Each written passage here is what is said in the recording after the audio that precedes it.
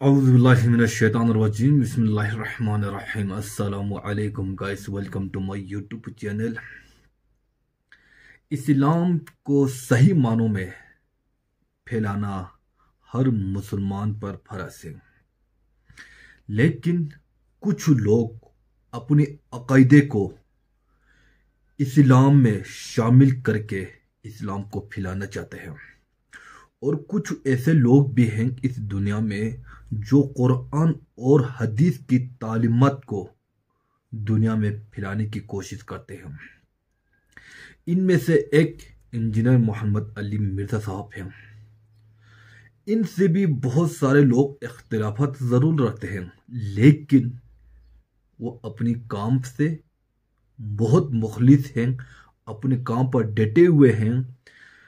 پھر بھی لاکھ اختلافات ہونے کے باوجود وہ اپنی کام کو جاری و ساری رکھے ہوئے ہیں۔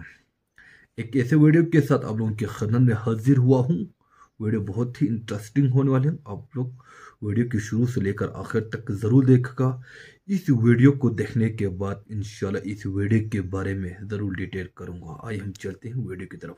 اس زمانے میں آج سے 900 اب یہ کہانی سنیے گا، بہت مزیدار کہانی، آپ مجلس میں انجوائے کریں گے۔ کم سے کم مجمع 70,000 کا ہوتا تھا۔ کوئی واٹس ایپ نہیں کیا جاتا تھا، کوئی بینر، کوئی پینافلیکس، کوئی اشتہار نہیں۔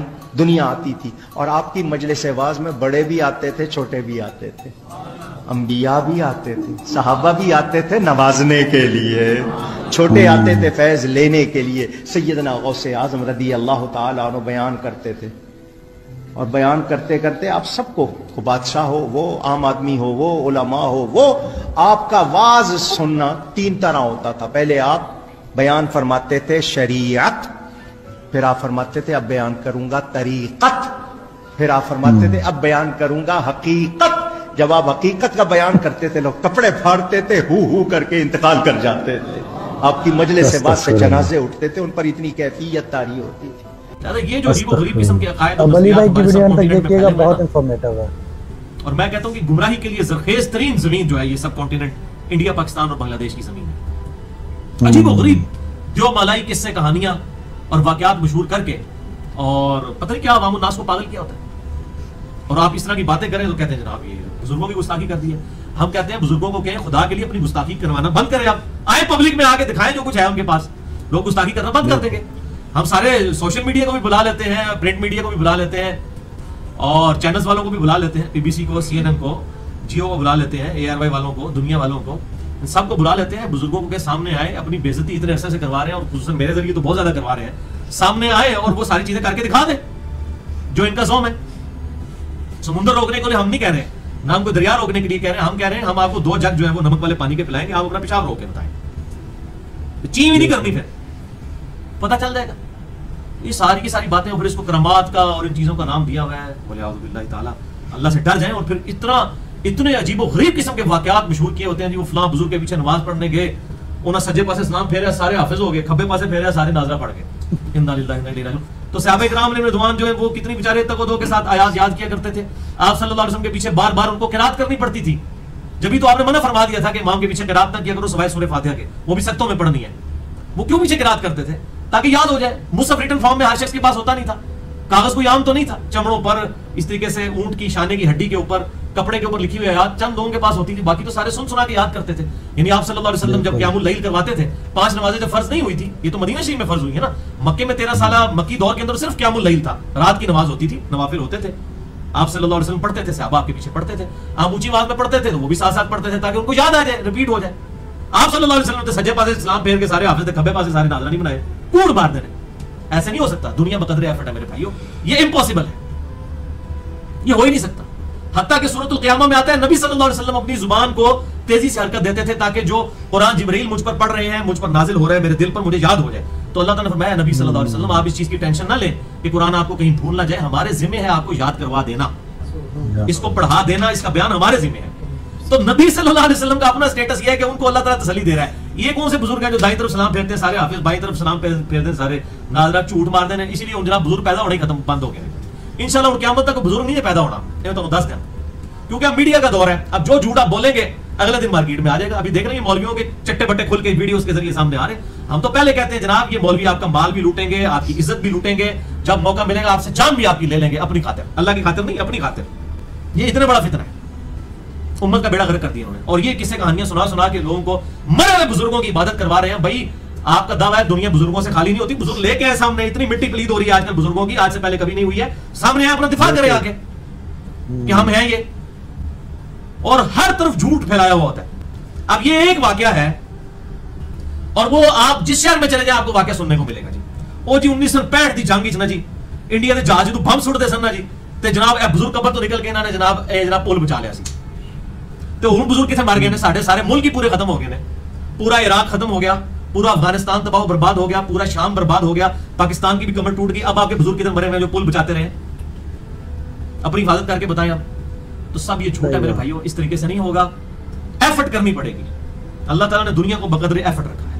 یہ سارے معاملات تو صحابہ کرام علیہم رضوان کے ساتھ نہیں ہوئے ہیں, ان کی بھی جنگوں کے اندر کیا معاملات ہوئے ہیں. یہاں پہ کہتے ہیں بزرگوں نے ایک نگاہ ماری جناب ہے کر دیتا, اور وہاں آپ دیکھیں صحابہ کرام علیہم رضوان کی گردنیں کٹی ہیں قتال میں, آنکھوں میں سلائیاں پھیری گئی, کان کاٹے گئے ہیں, زبانیں کاٹی گئی ہیں, جسم کے ٹکڑے ٹکڑے کیے گئے ہیں. تو آپ کے بزرگوں کے مرتبے صحابہ کرام سے زیادہ ہے؟ معاذ اللہ استغفر اللہ. نہ آپ کو بیان کرتے ہوئے شرم و حیا آتی ہے, نہ سننے والوں کو کہ ان سے پوچھیں گے یہ کیا آپ دین لوگوں کو سکھا رہے ہیں. اور میں آپ کو بتا رہا ہوں اس وقت اسلام کے اوپر, اسلام کے ساتھ سب سے بڑی دشمنی یہ علماء کر رہے ہیں جو اس طرح کی قصے کہانیاں سنا سنا کے اپنے بزرگوں کے بارے میں لوگوں کو دین کی غلط پکچر پیش کر رہے ہیں. اور اس کا نقصان یہ ہو رہا ہے کہ کتنے غیر مسلم ہیں جو اسلام کا پھر مذاق اڑا رہے ہیں. میں تو اب میڈیا کے اوپر دیکھتا ہوں, میں حیران ہوتا ہوں کتنے لوگ ہیں جو اسلام چھوڑ گئے ان صوفیوں کی وجہ سے. اسلام کو بھول کیا, ان کی حرکتیں دیکھی, انہوں نے کہا یہی کچھ ہم نے کرنا تھا تو ہم ادھر ہی ٹھیک تھے, اسلام ہی چھوڑ گئے, الٹے اسلام کے مخالفین بنے ہوئے ہیں. ابھی تو میں اس ٹاپک کی طرف آ نہیں رہا ہوں, ورنہ انسان پریشان ہو جاتا ہے کہ ان لوگوں کے غلط ایٹیچیوڈ نے کس طرح اسلام سے متنفر کروایا لوگ. بولے اعوذ باللہ تعالی. تو اللہ تعالیٰ فرماتا ہے لا یستطیعون نصر انفسہم, یہ تو اپنے خود حفاظت نہیں کر سکتے ہیں, اپنی مدد خود نہیں کر سکتے. ولا هم منا یسحبون, نہ ہماری طرف سے کوئی تائید انہیں حاصل ہے. یعنی یہ جو ان کا عقیدہ ہے کہ جی فلاں کوئی بزرگ یا فلاں کوئی الہہ یا کوئی فلاں بت ہے, یہ بھی اللہ کی تعالی کرتے ہیں, اللہ کے اذن کے ساتھ ہی کرتے ہیں. اللہ تعالیٰ فرماتا ہے کوئی ہماری طرف سے کسی کو اذن نہیں ہے, نہ ہماری تائید حاصل ہے کسی کو, اور نہ ہمارے مقابلے پہ آگے کوئی دھوس سے ہم سے بات بنوا سکتا ہے. نیور, ہو ہی نہیں سکتا. یہاں پر بھی عجیب و غریب لوگوں نے کسے کہانیاں جناب مشہور کیے ہوتے ہیں جی, فلاں جناب بزرگ کے مزار کے اوپر جناب ادھر جناب کوئی چلا جاتا ہے, کوئی شہد چک لیتے ہیں, اندھا ہو جاتا ہے. وہ ایک وہ شیشم کی ٹالی والا واقعہ بھی آپ کو پتہ ہے کچھ عرصہ پہلے آیا تھا, جو ٹالی نہیں پہننے دیتے. تو اس قسم کی باتیں لوگوں نے مشہور کر دی ہوئی ہیں میرے بھائی. یہ ساری کی ساری چیزیں اب میڈیا کی برکت سے قیامت تک انشاءاللہ یہ سارے جو ڈھونگ رچائے ہوئے تھے نا انہوں نے, اب یہ انشاءاللہ تعالیٰ میڈیا کی برکت سے ننگے ہوتے چلے جائیں گے. اب کوئی بزرگ اس طرح کا جو یہ دعوے کرتے تھے جھوٹے, کوئی اس طرح کی چیز نہیں دکھا سکے گا انشاءاللہ. اس کی وجہ یہ کہ ہے ہی پہلے بھی ساری جھوٹی باتیں تھیں, ورنہ یہ اب بزرگ, اب تو ضرورت تھی بزرگوں کی, عراق کو بچاتے ہیں, شام کو بچاتے ہیں, فلسطین کو بچاتے ہیں, افغانستان کو بچاتے ہیں, پاکستان کو بچاتے ہیں. یہاں حالت یہ کہ بزرگوں کے اپنے مزارات کے اوپر آ کے بم مار کے چلے جاتے ہیں. بزرگ تو اپنی حفاظت نہیں کر سکتے. اور پھر یہاں پر اگلے دن جناب وہ مجھے میسج آیا جی تحفظ اولیاء کانفرنس ہو رہی ہے, اور جناب وہ پریس کلب کے باہر جو ہے وہ دھرنا دیا جائے گا تحفظ اولیاء کانفرنس. یعنی اولیاء کی حفاظت تسی کرنی ہے. پہلے تسی کہتے ہو بزرگ ساری حفاظت کر دینے, اب اولیاء اللہ کی آپ نے حفاظت کرنی ہے, ان کے مزارات کی آپ نے حفاظت کرنی ہے. بزرگ جو اپنا مزار نہیں بچا سک رہے, ہم کنڈیم کرتے ہیں, اس طرح کی حرکتیں نہیں ہونی چاہیے. لیکن اس کا دوسرا پہلو بھی ہے کہ پھر میں نے ان کو کہا میرے بھائی یہ آپ جو احتجاج پریس کلب کے باہر کر رہے ہیں نا, یہ بزرگوں کی مزاروں کے باہر جا کے کریں کہ اتنے نذرانے چڑھائے آپ کے درباروں کے اوپر, تسی اپنا مزار کی حفاظت نہیں کر سکے. اللہ لو کتنے ستے سو, مطلب ان سے احتجاج کریں نا. آپ پریس کلب والوں سے کیوں احتجاج کرتے ہیں, جا کے ان کے سامنے کھڑے ہو کے گورنمنٹ سے احتجاج کیوں کرتے ہیں؟ بزرگوں سے کریں جن کے بارے میں آپ کا دعویٰ تھا یہ آپ کی حفاظت کرنے والے ہیں, وہ تو اپنی حفاظت نہیں کر سکے. سب جھوٹ مشہور کیا ہوا ہے. اس طریقے سے کوئی چیز نہیں ہوتی. جی ناظرین, آج کی ویڈیو آپ لوگوں کو کیسا لگا؟ ویڈیو بہت ہی زبردست ویڈیو تھے, خاص کر انجینئر محمد علی مرزا صاحب کی ویڈیو بہت ہی لاجواب ویڈیو تھے, کیونکہ وہ ہمیشہ سے ہی قرآن کی حدیث کی تعلیمات کو اجاگر کرنے کی کوشش کرتے ہیں. ہمارے آقا محمد مصطفیٰ صلی اللہ علیہ وآلہ وسلم کی تعلیمات کو پھیلانے کی کوشش کرتے ہیں. آپ جو ہے نا آقا محمد صلی اللہ علیہ وسلم, لوگ آپ سے اختلافات بھی رکھتے تھے, لوگ آپ سے محبت بھی کرتے تھے, لوگ آپ سے مخلص بھی تھے, لیکن آپ نے اپنے کام کو پائے تکمیل تک پہنچانے میں کبھی घबराहट महसूस नहीं की है। آج کل اس دور میں آپ صلی اللہ علیہ وآلہ وسلم سے مخلص ضرور ہیں، لیکن کچھ ایسے عقیدت مند بھی ہیں جو آپ کے نام لینے کے بجائے اپنی غوث پاک کے نام لے کر لوگوں کو تبلیغ کرتے ہیں۔ غوث پاک کی یعنی کرامت کے بارے میں لوگوں کو آگاہی کرتے ہیں۔ حالانکہ ہم مسلمان اگر صحیح معنوں میں اسلام کی راہ پر چل کر اسلام کی تعلیمات کو لوگوں تک پہنچانے کی کوشش کرتے ہیں تو سب سے پہلے ہم اللہ کی نام لے کر لوگوں کو دین کی طرف بلائیں، آقا محمد صلی اللہ علیہ وآلہ وسلم کے نام لے کر لوگوں کو دین کی طرف لانے کی کوشش کریں کہ بجائے غوث پاک کی۔ میں کہتا ہوں بہت سارے لوگ غوث پاک سے عقیدت مند بھی رکھتے ہیں، بہت سارے لوگ غوث پاک سے اختلافات بھی ہیں، لیکن بہت سارے لوگ جو ہے نا تصوف کو مانتے ہیں، بہت سارے لوگ ان کرامات ان معجزات کو غوث پاک کی یا دوسرے تیسرے جو ولی کی ان سے اختلافات بھی رکھتے ہیں۔ لہٰذا ہم مسلمان ایز ویل ایز سارے دنیا میں جتنے بھی انسان ہیں وہ آقا محمد صلی اللہ علیہ وسلم کی تعلیمات اگر پڑھی ہیں وہ ضرور ان سے انسپائر ہوتے ہیں۔ آقا محمد صلی اللہ علیہ وآلہ وسلم کے نام لے کر لوگوں کو اگر دین کی طرف بلائے تو لوگ بغیر جھجک آپ کے ہر احکام پر یعنی سر خم تسلیم ہوتے ہیں۔ بہرحال ہم ایشین لوگ ہیں، ہم ایشیا میں جتنے بھی مسلمان ہیں وہ غوث پاک سے عقیدت رکھتے ہیں۔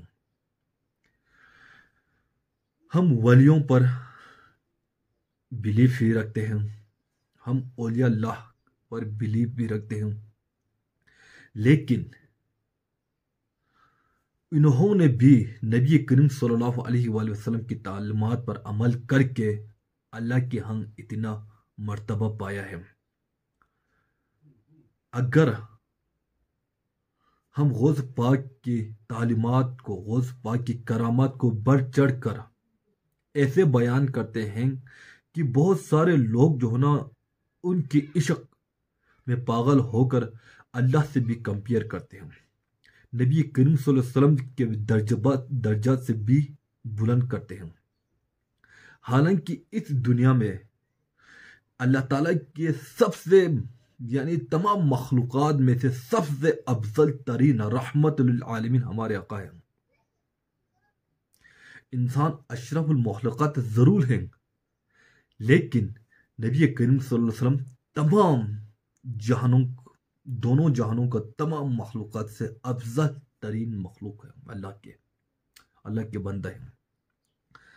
لہٰذا ہم تبلیغ کریں تو اللہ کے نام لے کر، نبی کے نام لے کر، قرآن کی اور حدیث کی تعلیمات کو یعنی سپریٹ کرنے کی کوشش کریں، بجائے آپ کسی کی یعنی کرامت کو بیان کر گیا۔ پھر ہم نے اس مولوی کی تقریر سننے کے بعد وہ غوث پاک کے کرامت کے بارے میں ایسے ظاہر کرتے تھے۔ غوث پاک اپنی تقریر میں 3 قسم کی تقریر کرتے تھے، 1 تاریخ، 2 تاریخ، تیسرا تقریر ایسے حقیقت بتاتے تھے کہ آپ کی تقریر سننے کے بعد بہت سارے لوگ اپنے کپڑے پھاڑ دیتے اور مر جاتے تھے۔ یہ کہاں کے یعنی وہ ہیں عقیدہ ہیں؟ اگر ہم اپنی مرشد کی تقریر سننے کے بعد مر جاتے ہیں پھر فائدہ کیا ہوا؟ ہمارے آقا محمد صلی اللہ علیہ وسلم کی یعنی تقریر سننے کے بعد لوگ دین کی طرف آتے تھے۔ ہم نے کبھی نہیں سنا کہ آپ کی تقریر سننے کے بعد لوگ مر جاتے تھے، لیکن غوث پاک کی یعنی تقریر سننے کے بعد لوگ مر جاتے تھے، پھر فائدہ کیا ہوا؟ پھر ہم نے انجینئر محمد علی مرزا صاحب کی تقریر بھی سنی، ان کی تقریر، ان کی بیان قرآن سے ریلیٹڈ ہوتے ہیں، حدیث سے ریلیٹڈ ہوتے ہیں، اور ان کے جوابات بڑا لوجیکل اور انفارمیٹیو ہوتے ہیں۔ انجینئر کی تقریر سننے کے بعد میں نے یہ محسوس کیا اللہ تعالیٰ کے برگزیدہ بزرگ ہیں غوث پاک، لیکن جو ہے نا ایسے انہوں نے جتنے بھی بڑا چڑھا کر بولے ہیں وہ سارے جھوٹ ہیں. لہذا ہمیں جھوٹ پر منبی باتوں پر یقین کرنے کے بجائے جو لوگ آپ حدیث اور قرآن کے بارے میں بتاتے ہیں ان کو فالو کرنے کی کوشش کریں. اللہ حافظ.